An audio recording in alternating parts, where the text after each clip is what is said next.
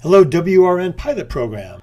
Okay, so today I'm going to cover DKIM, which will reduce the possibility of the emails that you send out becoming spam or getting logged in a spam folder. We're going to talk about adding tags, sending emails, email reporting, and we're going to cover forms. So let's dive right in. Starting with setting up the DKIM, we're going to go to Settings, which is always right here under the silhouette. I'm going to scroll down to Features, to Email Settings, and then right there the tab. So if you get here and your domain is not listed, in this case this is Dr. Starler's account, my name is, or my domain is listed, you want to click Add Domain. And you don't add a domain, you add the email address that has the domain attached to it. So for instance, Dr. Starler's website is starler.com. And so we're going to put in her email address that's associated with that. And we're going to click Send Verification Email. And so there, the system has her domain set up, looking for the DKIM, and it sent her a verification email. This is just a two-step verification process. Now, if after you do this, you see this, where it says waiting on CNAME records. So it takes about 24 hours for this to all get set up once you set it up and it sends the verification email. So if this is what it looks like, you have to go to your hosting system and put in the CNAME records yourself. Now, if you're on GoDaddy, I can show you how to do that. So I'm going to show you on mine so I don't mess up Jennifer's account. What you want to do is click on Get My CNAME Settings, and you're just going to copy these and paste them into a text document just for safekeeping. There we go. Then we're going to go over to GoDaddy, sign into your account if you're not already. Go to My Products and click here where it says Manage All. Then click on the domain, and then right here where it says DNS Zone File. And then right here between AAAA and CNAME, click Add Record. Now let's go back and bring up that text file. The record type is CNAME alias. The host is the second one right here. And then points to is the third one. So let me show you this back in SharpSpring. Here where it says Get My CNAME Settings, a little clearer. Name right there and data. Back in GoDaddy, there's the name and where it points to. Then click Add Another. Just do that for each one of these, and then it should propagate in about 24 hours. If you're not using GoDaddy, this should be fairly similar on whichever hosting service that you use, but you can certainly call them and say that you need to add some CNAME aliases. Now we're going to add tags to contact lists. To do that, you go to Automation and drag down to Lists.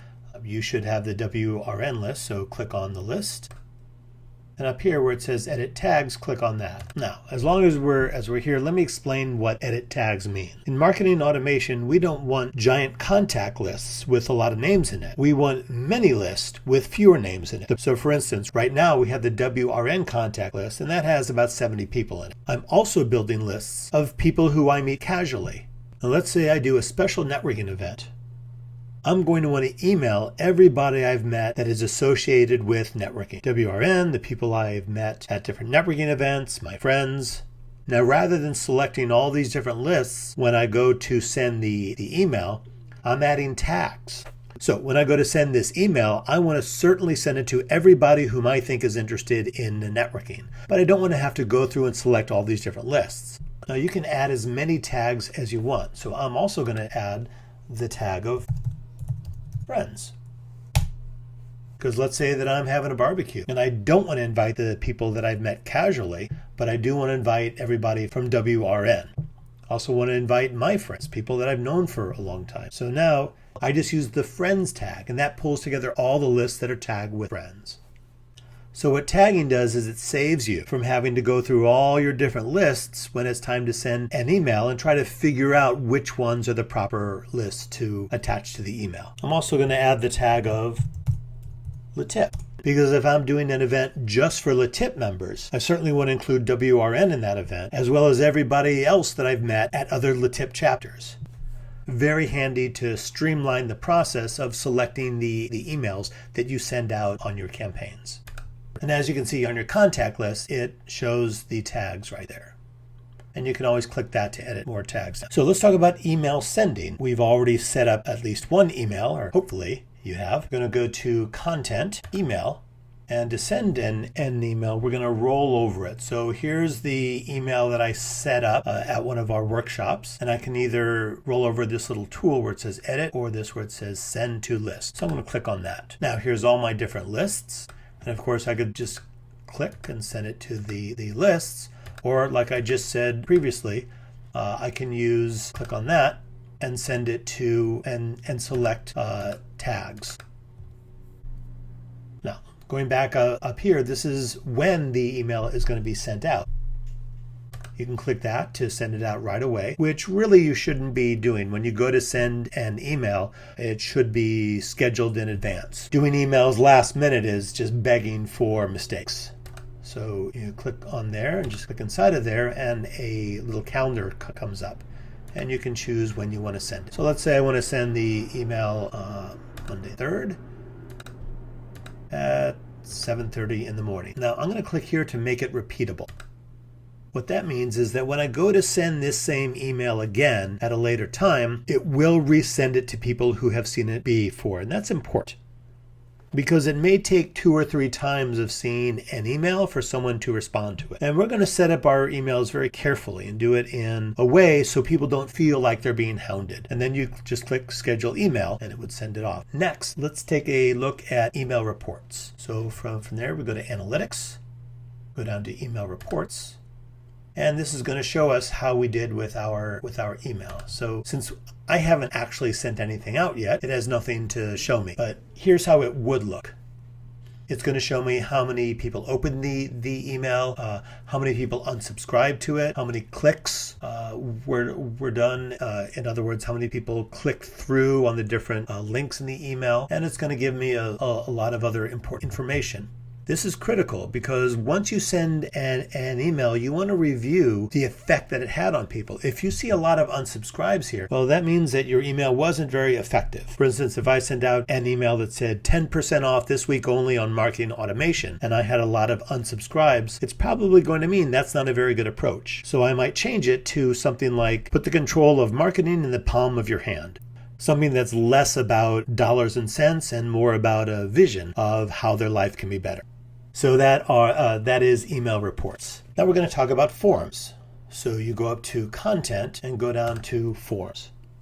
So what's a form? Well, very, very simply. You get an email that says, come to the largest networking event in Los Angeles. And you think, yeah, I'd like to go to that. So you click on it, takes you to a landing page, and there's a place to enter your information. Well, the place that you enter your information, that's a form.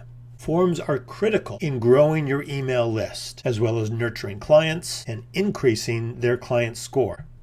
The most precious thing you have to offer people is your information. Always remember that the things that you know about in your business that you think are so simple to most people is highly valuable, and they want to know. So you want to take that information out of your head and create content with it. If there's 5 different exercises that can reverse the effects of aging on the back, if you know a way to double your internet speed, if you can take 5 minutes to organize something that will save you hours every week, that's valuable information.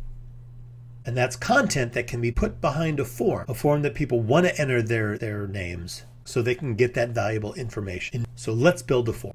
Starts over here on the left where it says Add New Form, and then you just name the form that you're creating. For this, we'll call it Big Time Test. Now you have 3 options in terms of what kind of form it is. Most of the time, you're going to use a SharpSpring form, meaning that it's a form that is being created right here on the SharpSpring system. A native form is a form that you create on another platform. Let's say there's something called forms.com that you use. And then it'll take you through the process of tying that form to this system. Third-party form is a lot like native forms, except when you click that, there's specific platforms that the system will connect automatically. FormStack, Gravity Forms, Salesforce, and Wufoo. But let's leave it at SharpSpring form. Now, when somebody fills out a form, how do you want the system to consider them? it's going to default at qualified leads. And what that means is that if somebody goes to the trouble of putting their name and contact information and clicking submit, it's pretty evident that they're a qualified lead, meaning that yes, they're actually interested. But let's say that for whatever reason, you're creating a much simpler form, and the form just has someone's first name and submit, nothing else. Well, that would be over here at an open or unassigned lead, meaning that you're going to need to get some more information from them before you can move them into being a qualified lead. An unqualified lead is somebody who fills out a form, but it's not really for the central focus of your business. If for whatever reason I sent out an email about how to buy the best tires for your car, well, they're not qualified leads for marketing. So I definitely want to keep them as unqualified leads. Or contacts. Contacts means that we're not classifying them at all. We're just putting them over in a contact list to be worked with later. But for what we're doing, we're going to call it qualified leads. Then click continue. Now we're here on the Fields tab, and we're going to add fields to the form. When we go to the Fields drop down, not too complicated. Let's start with the person's first name, last name, and email address. And we definitely want to make these required. So if someone is registering for a marketing workshop that I'm giving, it's not going to help them, not going to help me if they don't give me these pieces of critical information. But I'm going to go a little further. I want to know the name of their company, and I want to know their website. Now those things aren't as critical, so I might leave those as not required. The balance in creating a form that people actually want to fill out is to require just the information that you need, but not requiring so much information that they feel like they're giving away too much. You want it to be a form, not an interrogation. Now there's other fields here too. We see custom fields. These are the fields that were columns in the WRN contact list that I uploaded. And I'll show you later how to add custom fields. Remove fields would be, well, let's say that I deleted the field, how committed are you, out of my custom fields. SharpSpring is going to store them down here in remove fields, just in case I want to resurrect them and bring them back. Right up here it says, ask how did you hear about us at the end.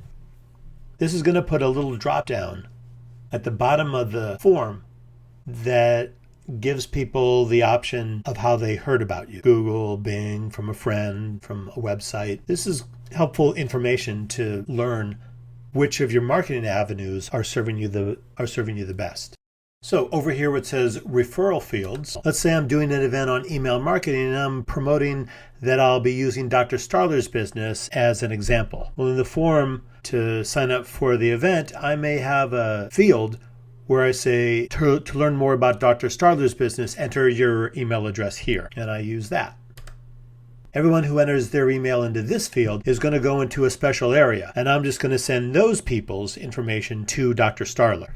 So I'm going to go ahead and delete this field because I'm not doing such an event.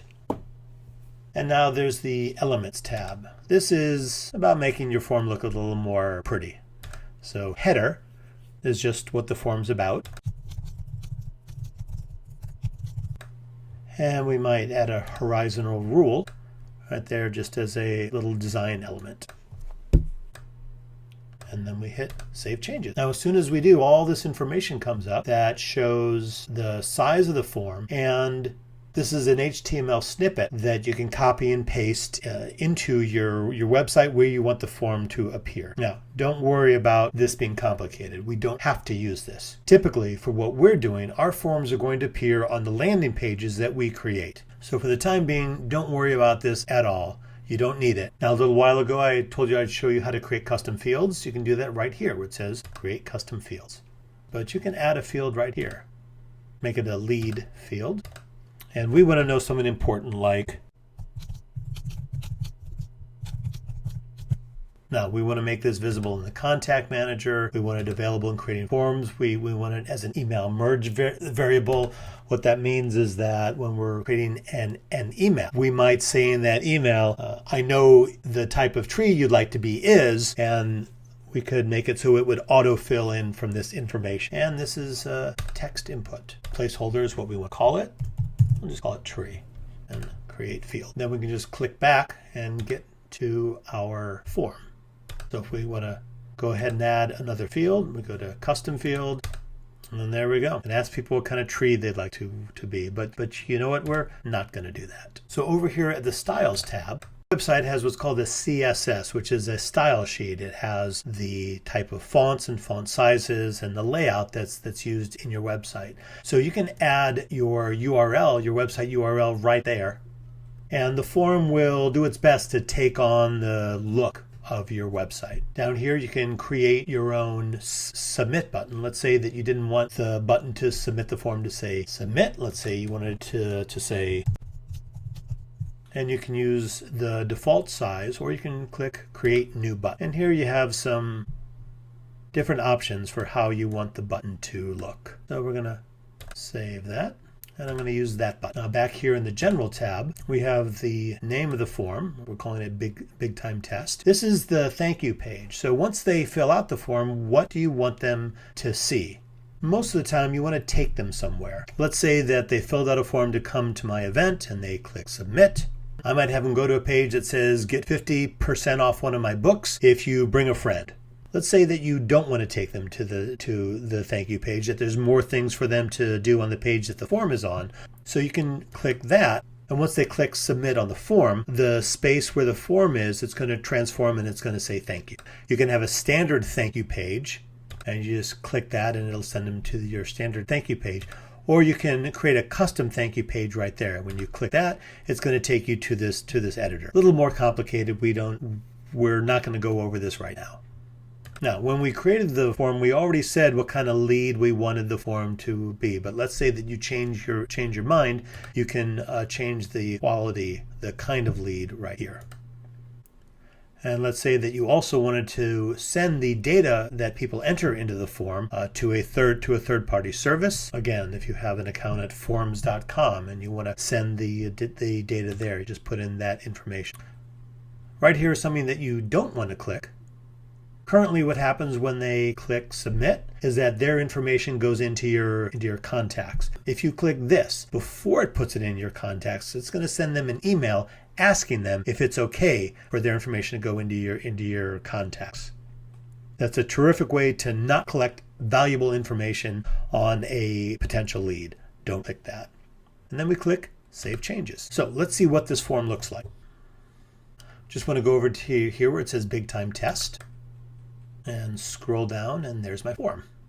Not too glamorous, but a form doesn't have to be glamorous. That embed code that popped up when you completed the form, you can get that right there. The form also has its own URL. You can click that, and it goes right to your clipboard. I'll show you what that looks like. So not very sexy at all. Mostly you don't want to use that. Now right here would be a lot of information about people who filled out the form, what they filled out, how productive the form is being. Since no one's filled it out yet, there's no information there. So that's it for this workshop. To be continued.